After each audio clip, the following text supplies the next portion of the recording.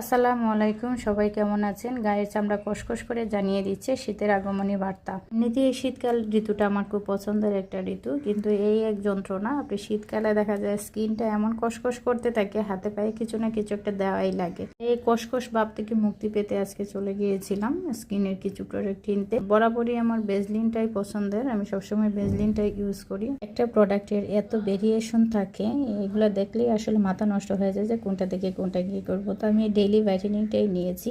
গায়ের চামড়ার সাথে সাথে দেখা যায় টুটের অবস্থা খারাপ হয়ে যায়, তো বেজলিন তো একটা ইউজ করতেই হয়। তো আমি এখানে ছোটোটা নিয়েছি, বড়টা নিলে আসলে সিজন শেষ হয়ে যায়, কিন্তু বেজলিন শেষ হয় না, সেজন্যই ছোটোটা নিয়েছি।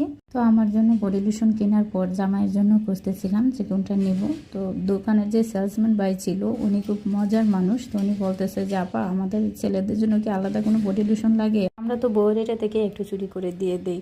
তো এটা শুনে আমি হাসতে হাসতে শেষ। আমার যেহেতু অয়েলি স্কিন, তাই আমি ফ্রন্টস হাইড্রা মিরাকেলটা নিয়েছি।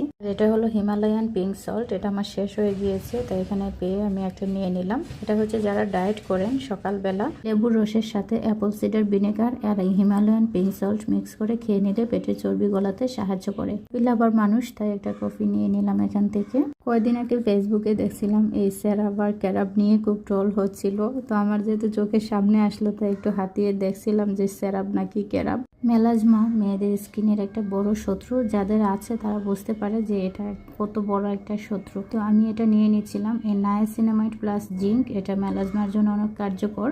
চকলেট লাভার মানুষ, তাই যেখানেই যাই বাচ্চাদের মতো চকলেট খোঁজা শুরু করি।